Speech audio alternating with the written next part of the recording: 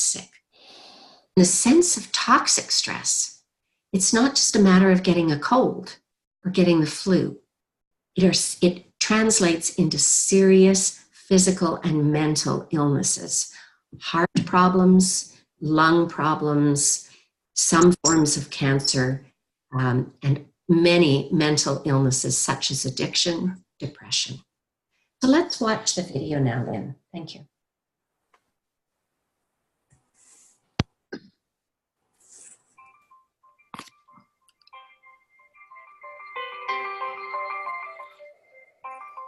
Learning to deal with stress is an important part of healthy development. When experiencing stress, the stress response system is activated. The body and brain go on alert. There's an adrenaline rush, increased heart rate, and an increase in stress hormone levels. When the stress is relieved after a short time, or a young child receives support from caring adults, the stress response winds down and the body quickly returns to normal. In severe situations, such as ongoing abuse and neglect, where there is no caring adult to act as a buffer against the stress response stays activated. Even when there is no apparent physical harm, the extended absence of response from adults can activate the stress response system. Constant activation of the stress response overloads developing systems, with serious lifelong consequences for the child. This is known as toxic stress. Over time, this results in a stress response system set permanently on high alert. In the areas of the brain dedicated to learning and reasoning, the neural connections that comprise brain architecture are weaker and fewer in number. Science shows that the prolonged activation of stress hormones in early childhood can actually reduce neural connections in these important areas of the brain, and they should be growing new ones. Toxic stress can be avoided if we ensure that the environments in which children grow and develop are nurturing, stable, and engaging.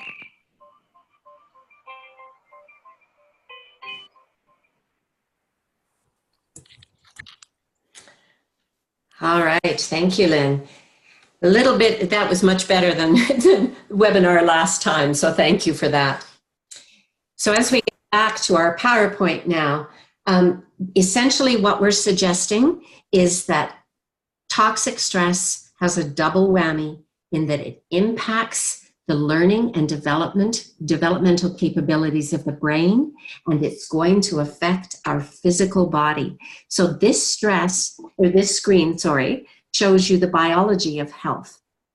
So on the left-hand side, you've got the arrow, and it's showing that physiological adaptations or disruptions that happen in pre-conception, through prenatal and early childhood periods continue to affect health through middle childhood, adolescence, and adulthood.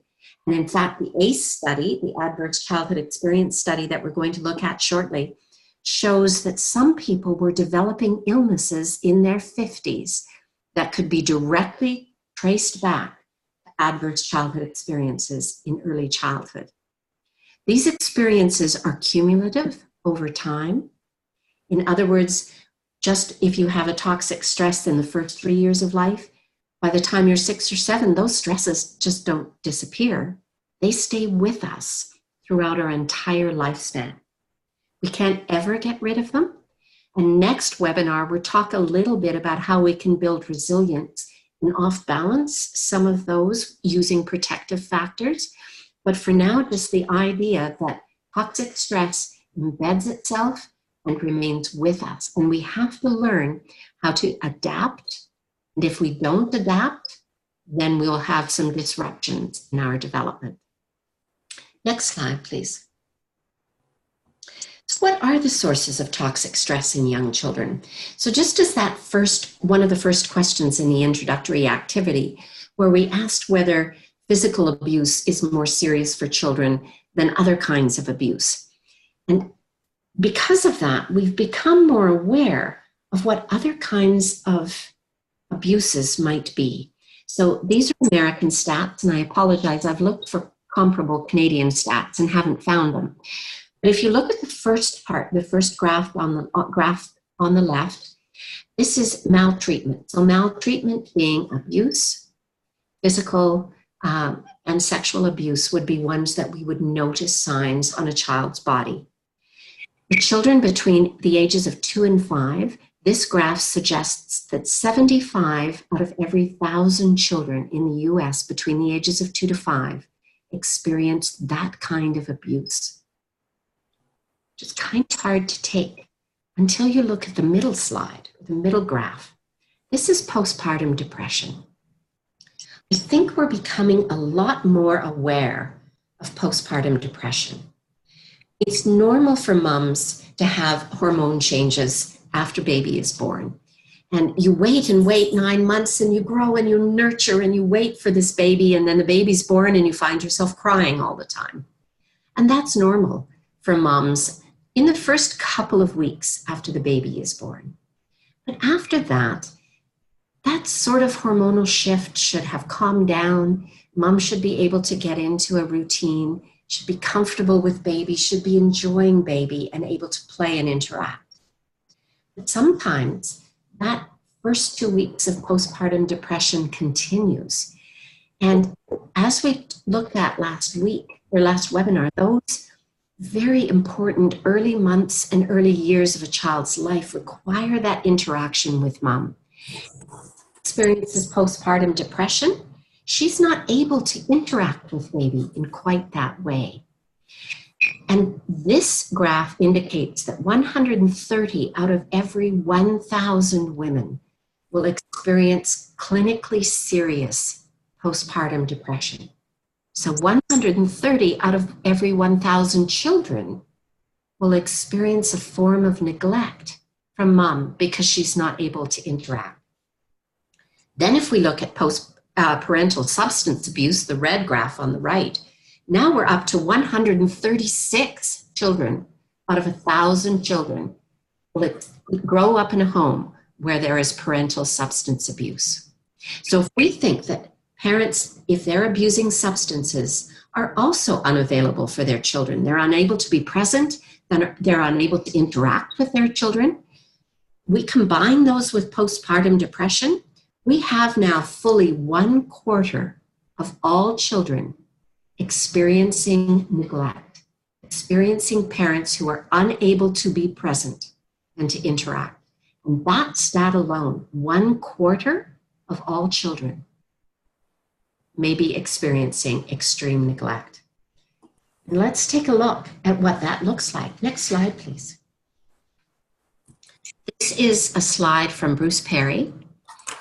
Well, for those of you who are not familiar with Bruce Perry and who are very interested in child trauma, I strongly encourage you to visit his website. It's listed at the end of this slide deck, Child Trauma Academy. Bruce Perry is a child psychiatrist and has worked with severely traumatized children. This is an example. Most of you will be familiar with the story of the Romanian orphanages. Romania being a country in Europe, Ceausescu, the dictator at the time, believed that if he could encourage families to have more children and he could increase the population of his country, that they would have more power on the European stage. When parents had children and they received extra money from the government that felt that they couldn't look after those children, they would give those children to the government to raise in institutions. When Ceausescu was deposed, and the Western world got into Romania and into those orphanages, they found institutions literally housing thousands of children. Those children, in many cases, were quickly adopted in the rest of Europe, over here in the United States and Canada. But sadly, many of those children never seemed to be able to respond to the nurturing, caring families that they were adopted into. And so Bruce Perry started to explore why that was. Why could children not overcome this severe neglect at the beginning and respond to the loving families that they were now living in? And so these MRIs, on the left is the scan of a normal 3-year-old child. On the right is the scan of a 3-year-old child who has experienced extreme neglect. And the differences in those brains are frighteningly obvious. The brain on the right away, you can see it's much, much smaller than the brain on the left. And this is why when children go to the public health nurse for their well-baby checkup, the nurses take a circumference measurement of the child's skull, because the skull will only grow if the brain inside the skull has a chance to be developing. And this child experiencing extreme neglect, and think back to the video we just watched, there were so many circuits in the brain that did not have a chance to grow and develop. And therefore the skull didn't need to grow because the brain wasn't growing. So circumference of the skull is an indication of how well the brain is developing. You'll also notice that right in the middle of the brain, on both sides of the line dividing the right from the left side of the brain, you'll see literally black holes. And that's in the limbic region. Remember back to Dan Siegel's hand model of the brain last time, where we talked about the brain stem coming up into the brain. We folded our thumb over into the middle of our brain, and that was the emotional and memory part and regulation part of our brain. And look at this brain. Actually, black holes in the brain. So dealing with emotional development, emotional regulation, and memory severely compromised in this brain. This is the impact. And we don't necessarily see it on children because we don't see the bruises and the cuts and the broken bones. But this is what's happening in the child's brain, and why our role as early childhood educators becomes so crucial in looking for signs that children maybe are not receiving the nurturing at home that they need. Next slide, please. So here's a game where if you're delivering this webinar for your staff in your centers, I'd have you stop the webinar and actually conduct this discussion with your staff. So, have you ever heard someone say that young children don't remember traumatic events, that they are resilient and will bounce back on their own? And in fact, some of your staff will believe this because they haven't had the opportunity to learn about brain development, which is why we're so excited to offer this to you. So then, given what we've been learning about the impact of toxic stress, what might you say in response to these comments? So use this as a discussion point. As someone who works with young children, how might you support families when you are aware that there's toxic home environments? What kind of relationship do you have with parents? How are you able to begin a discussion about this? How are you able to provide really solid, nurturing, stable environments for your children so that they've got that relief from stress, perhaps, when they're with you? When do you have to call child and family services? When do you reach the point where your duty to report comes in? And how do you work with parents? And often, I would encourage, when you feel that you need to report, that needs to be a discussion with parents.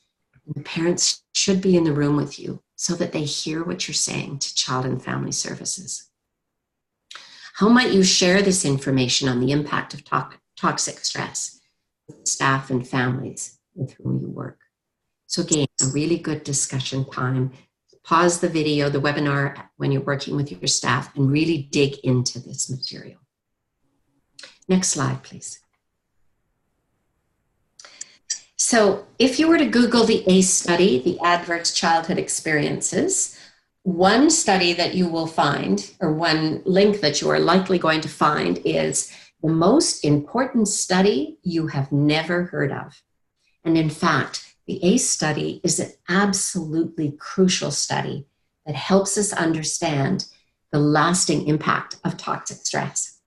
Vincent Felitti was the doctor who was one of the co-investigators into this study, and his phrase, "Time does not heal all wounds, since humans convert traumatic emotional experiences in childhood into organic diseases later in life."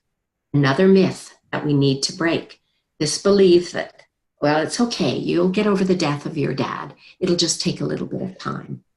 We don't ever get over a death or a traumatic event. We learn to cope with it. We develop coping strategies. We adapt to it. But that traumatic event is always a part of who we are. If we have lots of support during that traumatic event, then it might become a tolerable stress as opposed to a toxic stress. Whether it stays deeply embedded is going to depend on the buffering relationships. And whether families can do that buffering or whether you take that role by providing that safe, nurturing, stable environment, that can be enough to convert a toxic stress into tolerable for children. So what I'm going to have us do here at the 5-minute primer, it talks about the ACE study and explains it clearly, and then we'll do a little bit of discussion after that. Thank you, Lynn.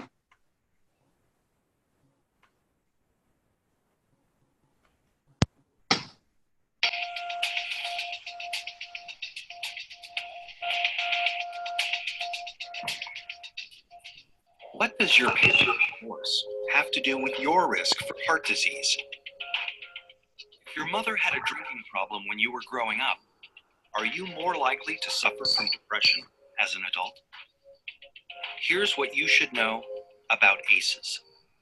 ACEs stand for Adverse Childhood Experiences, extremely stressful events that can happen to a child growing up.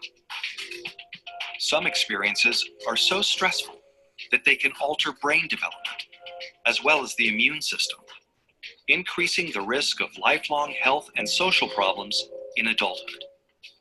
The term comes from the Adverse Childhood Experiences Study, landmark research that shed new light on the root cause of everything from stroke and liver disease to substance abuse and mental illness.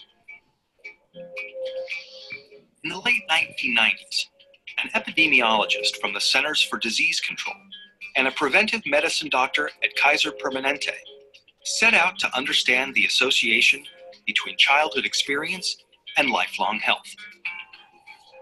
They asked over 17,000 people in the Kaiser Health Plan in San Diego about their health history, as well as difficult questions about their experiences growing up.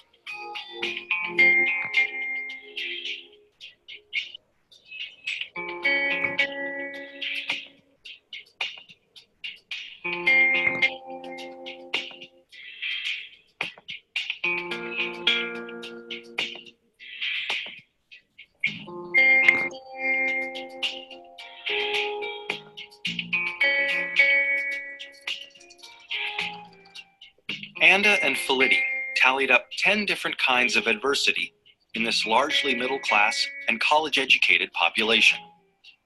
They were stunned to see how common ACEs were. 21% of all respondents were sexually abused as children. 19% grew up with someone who suffered mental illness. 28% had been physically abused. And 2 out of 3 respondents had experienced at least one ACE.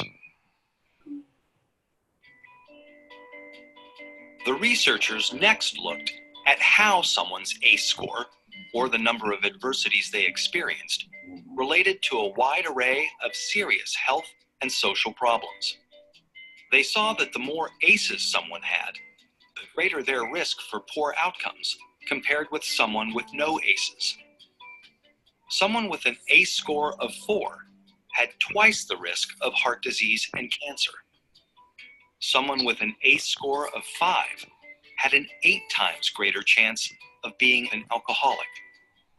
And those with an ACE score of 6 or more, on average, died 20 years earlier.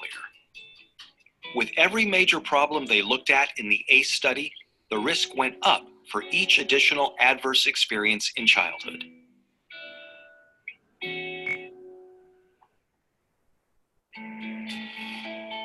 As Dr. Robert Anda said, what's predictable is preventable. It's important to remember that ACEs are not destiny. ACEs are a tool for understanding the health of a population as a whole. For individuals, an ACE score can be a tool for understanding their own risk for health and social problems and empower them to make changes for themselves and their children. ACEs tend to get passed down from generation to generation and are common across all income levels, races, and cultures. But increasingly, people of all different professions and backgrounds are coming together to discuss how ACEs affect their communities. They're finding new ways to treat and prevent ACEs. Many doctors are starting to screen their patients for ACEs as part of their medical history. More schools are becoming trauma-informed, considering the source of problem behavior when disciplining their students, instead of immediately suspending or expelling them. To learn more about interrupting the cycle of adversity and improving health and well-being for the next generation, please visit kpjrfilms.co.